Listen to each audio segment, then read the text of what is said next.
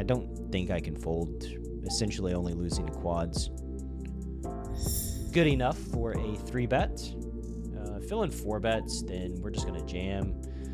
All right, maybe some redemption with these kings. Redemption incoming.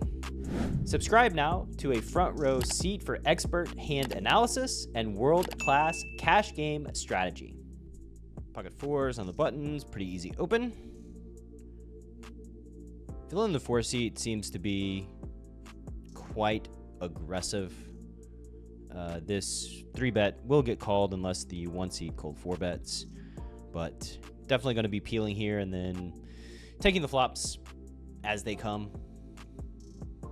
Could just flop a set and make life easy. It's not a set, but I've seen much worse. Villain starts out with half. This is a slam dunk call with 4s with the 4 of hearts. Board pairing turn. We're going to have potentially some 5x, some flushes, some boats. I don't want to fold my hand. That's not that's not a great river. So now we don't have any showdown value versus like the ace of hearts or the king of hearts. Pretty sure we just have to bet. This is like the worst hand that we have here. We can't, like, we're gonna check back a 7. Probably checking back like the ace of hearts. Hey, there we go. We got it. 1 for the good guys. Didn't get there, but got there. 8 out of hearts, heads up. Middle pairs, not so bad. Gonna do a lot of checking. You could make an argument for betting like a 3rd here, but gonna check behind. Ace on the turn is an interesting card. Villains bet 75%. I think there's a bunch of different ways that you could go. You could certainly call. I'm actually going to raise and try to get some value from their flush draws. I don't think they're going to bet 3-bet dry ace X. So I'm also trying to realize my equity. And yeah, there you go. Ace king on the button here.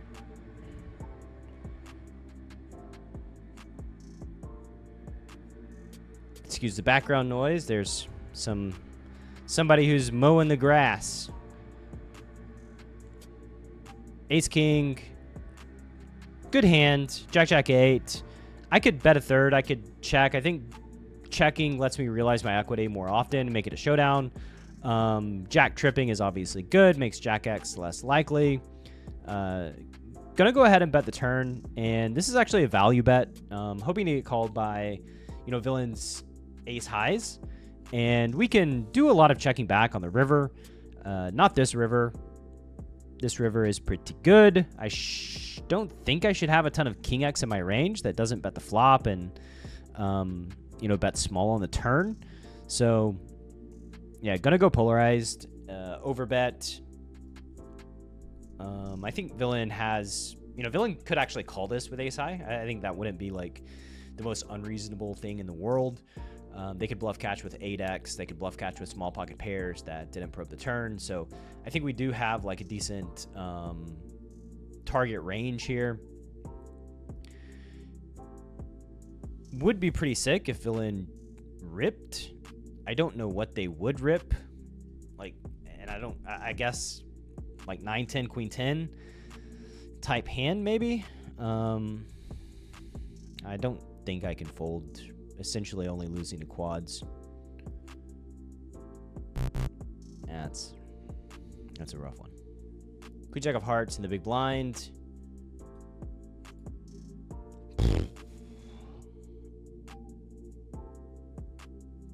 I could call. I could 3-bet. Gonna opt to call. Flop a good hand. Do straight 4. I think this is a donkable board, actually. We have enough equity to continue facing the raise.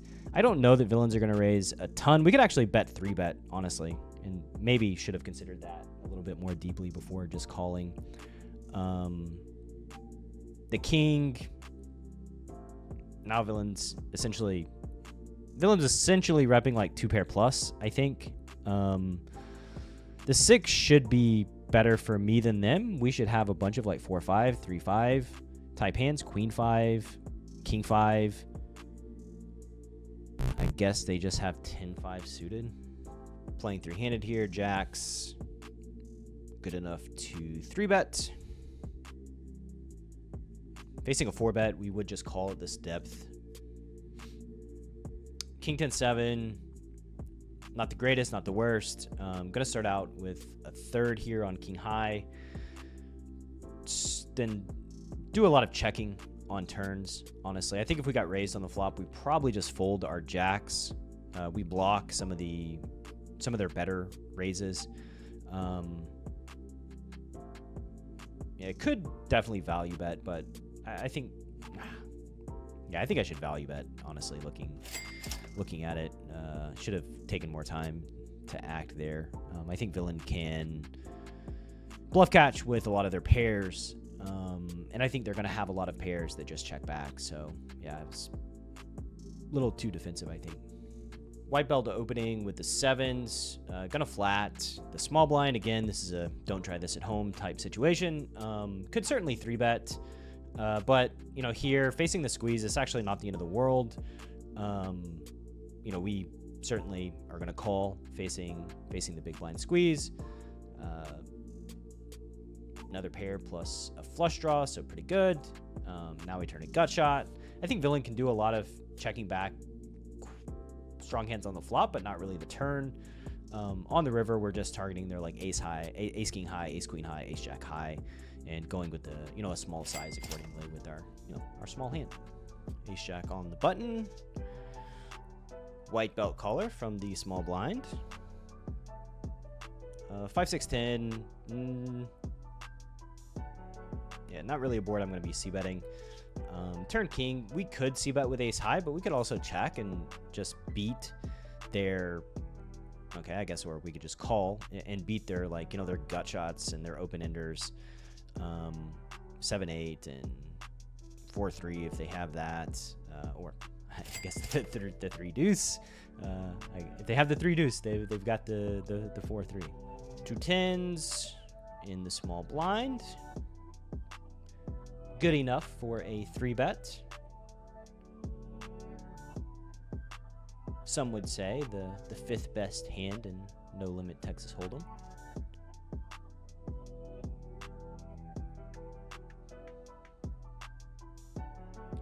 Fill in 4 bets, then we're just gonna jam. There's the 4-bet. So here comes the jam. That's a big, healthy 4-bet as well. 28 big blinds. Abnormal.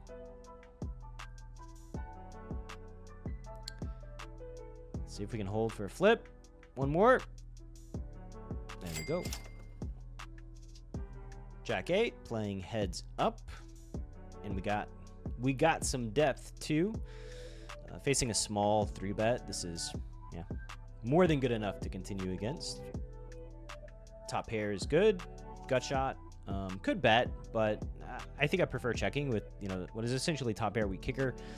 Turn ace is not great, so now we don't get to place a bet. Rivering 2 pair, we can bet versus check and call versus bet. Villain checked, so now we are going to bet and use a big size, and yeah, kind of hope to target villains like weak ace X, but I guess they just have weak nothing. 5 big blind open. That's a big open. Normally, king queen would be a 3-bet here, but I think we're just going to call, given the extra BBs villain stuck in. Half pot, top pair, second kicker, not doing anything other than calling. If anything, you know, could consider raising and then checking turn, but calling is going to be the standard. Turn jack is not super, I guess it's not super terrible. They still have, like, you know, queen 10, ace queen, ace 10, clubs, diamonds. It's like the easiest call down in the world, and unfortunately they just had a good hand. 2 kings is nice. Maybe somebody will squeeze. We can get a 4-bet in. Please, 2-seat squeeze. Might also get a family pot. Family pot it is. 6-6 tray rainbow. Not super threatening. You know, the hands that villain has that are better than mine are substantially better than mine. The only real bad turn card is an ace. So yeah, just going to be checking range here and giving villains like queen jacks and jack tens and those type of hands a chance to turn top pair. 2/3 bet into 4 ways is a little bit scary. I guess it's about 60% pot, but yeah, it's a little bit scary and going to be continuing obviously, but a little tentative here. If villain starts, pumping in tons of money on the turn of the river. Okay, well, turn check through. Yeah, still checking river actually. Gonna try, so was trying to get a bet out of like sevens, like a worst hand value bet. Maybe I could even potentially raise, but I think that like my hand is fairly face up once, I check call the big bet on the flop. So don't think they're checking back much 6x, but yeah, maybe I should just bet targeting sevens if they don't value bet thinly enough. It's another one that, yeah, maybe acted a little too fast. All right, maybe some redemption with these kings. Redemption incoming.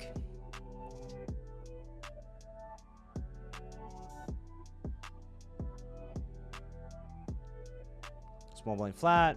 It's better than nothing. The board is not super conducive to redemption. I would say that this is almost anti-redemption in nature. We could make a royal, but still not strong enough to bet. We do not, alas, make a royal. I think checking down, we can certainly go for a small bet here for value, targeting queen x, 8x. They're pocket pairs, those types of hands. But yeah, redemption, this was not. And I guess the cherry on the top of no redemption is, yeah, villain just doesn't put in a penny post flop, sadly. 6-7 of clubs, good enough for a 3-bet facing button open.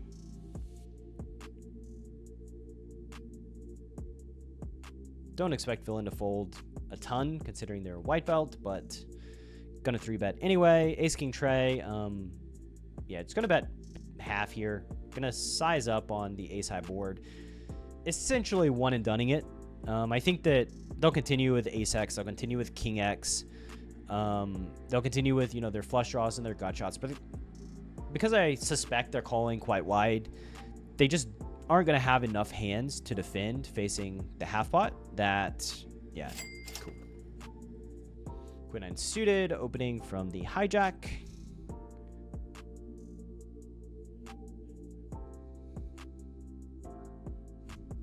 Maybe another family. No. Oh, that's good. Can't complain about trips. Checking range here, multi-way.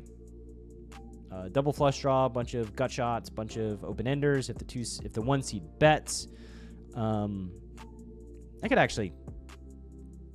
You could make an argument for raising here instead of calling, and perhaps, yeah, I think raising is just better now. Letting the 6 seed slide in there and realize their equity just seems quite bad. 6-7 is dead on the turn because the 9 gives me a full house, but now just gonna size up 3 ways on the jack and hope that one villain calls. But yeah, I should just raise facing the half pot, turn bet, get value from villains like their flush draws.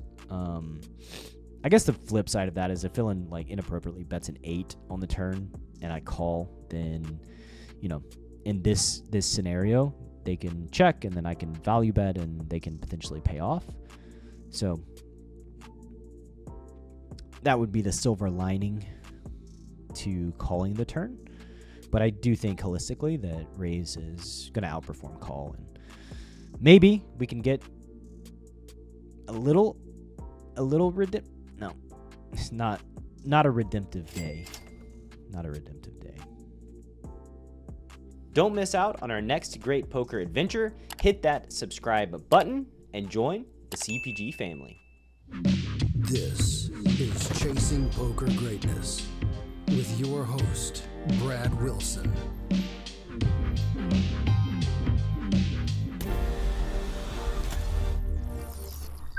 Coach Brad approved. you a lone wolf searching for the ultimate pack? The CPG Wolf program is a close-knit brotherhood hell-bent on one thing only: chasing poker greatness. Powered by bleeding-edge wolf strats and led by Coach Brad and his lieutenants, CPG Wolves are systematically prepared for almost any spot they'll encounter on the green felt. If you want to plug into an elite team and have a step-by-step game plan to realize your full poker potential, you can apply at cpgwolves.com. Space is limited, and the pack is only as strong as its weakest member. So only the hungriest, grittiest, and most driven will be accepted into the program. Applications are open at cpgwolves.com.